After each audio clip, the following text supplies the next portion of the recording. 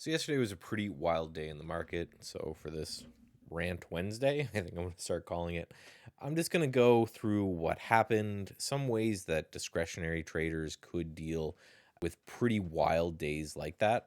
And then, what we do over at Sats Edge Trading. So pretty wild day, I mean this. So right off the bat here, this is the S&P 500, just kind of completely fell out of bed right there pretty much all day and then bounced. But if you look at the IWM, the small caps, it was able to recover quite nicely. If you look at RSP, which is the equal weight S&P 500, so it's not as tech weighted, kind of closed, I think, a little bit positive or flat or thereabout as well. So really what happened, and it was IGV. So something released with Anthropic, who makes Claude, and IGV, which is the software sector, got absolutely smoked. And people, I hear a lot of people talking about, okay, these software companies are going to get replaced by AI, so they took all of these software companies just out to the woodshed and just wrecked them entirely. And you see everything move together like this a lot of the times because of ETFs.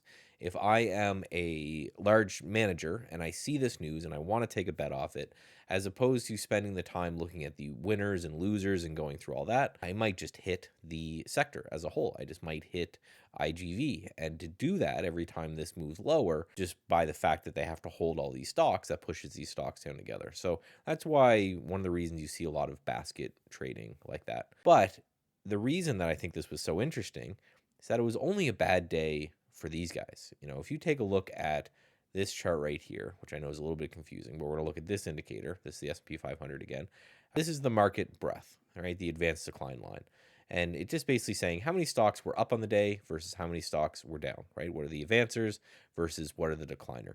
And it was slightly positive. So more stocks were up yesterday than down, even though the candle looked like this. So we had a very bearish candle, but again, more stocks up than down total on the day. So that means that there is some good relative strength out there. So what's one way that discretionary traders could kind of deal with days like this? Well, relative strength, I kind of look at it as a beach ball that you're kind of pushing underwater. And the pushing the force down is kind of the market pushing your stock down.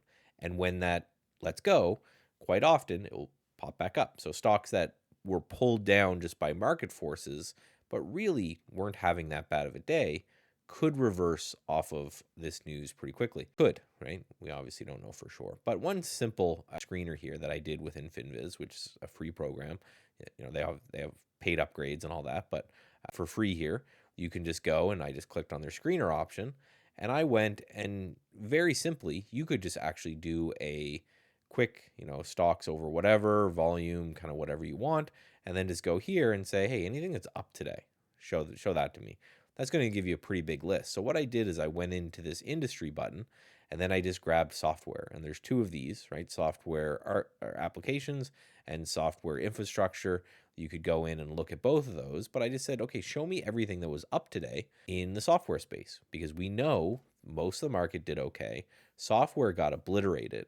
So if there's going to be a relief bounce in software, some of these might be names to take a look at. Now, this one here that's just moving completely sideways, and this one here is moving completely sideways, these are likely buyouts. It gives you some names here to go and take a look at and say, let me research these a little more, see if they fit my trading style, see if there's something that I could potentially do here.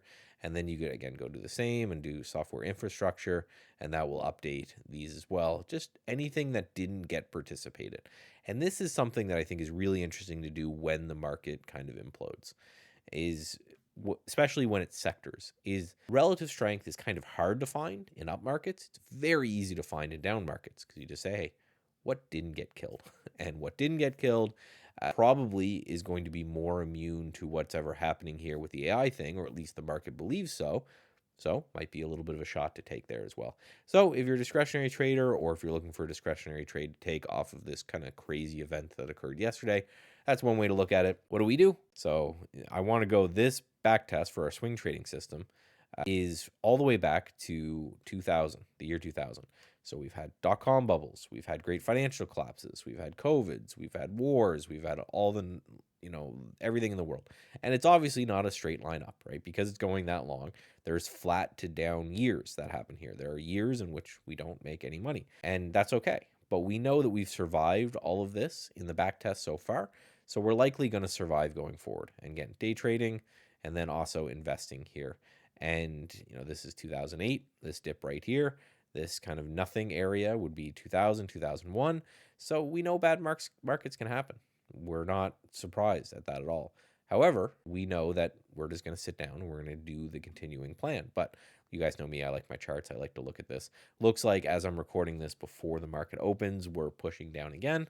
But as someone who likes to take a discretionary shot every now and then from time to time, I'm going to spend most of my day going through this list. And I just thought I would kind of rant about, hey, when you see these events, turn off the news and the narrative and all that, and just go look at the charts. They're telling you something. They're telling you that there might be some outperformance in some sectors, and we want to take a look at that.